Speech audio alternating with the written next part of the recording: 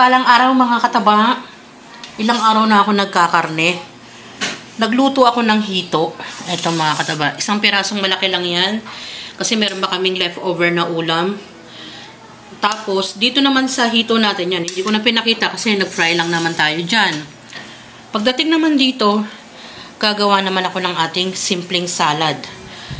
Mapapansin nyo yung mga ingredients na bawasan na kasi sabi ko nga, kung ano yung meron natin dito sa bahay, ganun ang ginagawa natin. Tapos itong, meron akong hard-boiled egg. Isasama natin dyan yung hard-boiled egg. Cheese. Pineapple tidbits. Mayonnaise. Pang-dressing natin.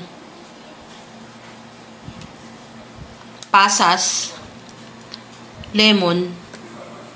At pipino. Depende kung gaano karami yung gusto nyo. Tapos, eto namang lemon, i-squeeze natin yan. Yan. Itong lemon, at saka itong lemon, tsaka itong mayonnaise, yan ang ipang-dressing natin dyan. So, magdagdag kayo ng ingredients na gusto nyo pang idagdag sa ating salad. O, eto naman, ilang piraso na lang, kaya isinama ko na yung ating pasas. So, tatanggalin lang natin yung liquid ng ating pineapple tidbits. Tapos, hiwain natin ng maliliit. So, hindi ko na masyadong ipapakita yung paghihiwa ng maliliit. Kasi, depende sa atin kung gaano kalaki yung gusto nating hiwa. Yan, maghiwa na tayo at balikan nyo ako. Nahiwa ko na ng maliliit. Yan, ganyan lang kalalaking shape. Depende sa inyo kung gaano kalalaki yung gusto nyo. At, pwede na nating ilagay yung ating mayonnaise.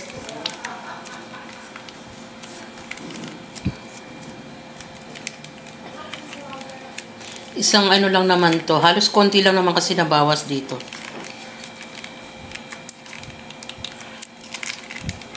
Ayan. Meron pa tong laman. Sasairin na lang natin maya-maya. Baka managinip na kayo sa kakasaid ko. Tapos, mag-squeeze tayo ng ating yan, lemon. Hindi na ako maglalagay ng salt or pepper. Yan na yung ibang ingredients natin tulad ng ating cheese. Maalat na yan. So, yan. Saka natin haluin.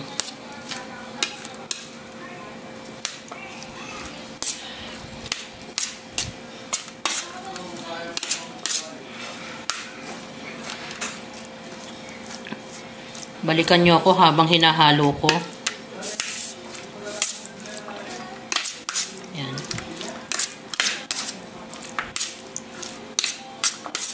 Balikan nyo ako dahil sasaidin natin yung ating mayonnaise. Simpleng salad, kung ano yung meron natin dito sa bahay. Ginawa ko naman siyang salad. Mayonnaise lang naman ang inilagay ko dyan. At nag-squeeze ako ng lemon para mas masarap. Makikita nyo naman ang ilang ingredients lang. Mga madali lang at mura lang naman ang ating salad tulad ng hard-boiled egg, cheese, pipino, pasas. No, ganyan lang mga kataba. At meron na tayong salad na pamares naman sa ating pritong isda. Ganyan ang ating pagkain ngayon dahil sa ilang araw na nagkakarne. Kailangan nating ibalanse ang pagkain. Enjoy, kumain at maging masaya. Salamat sa panunood at bye! Ingat mga kataba!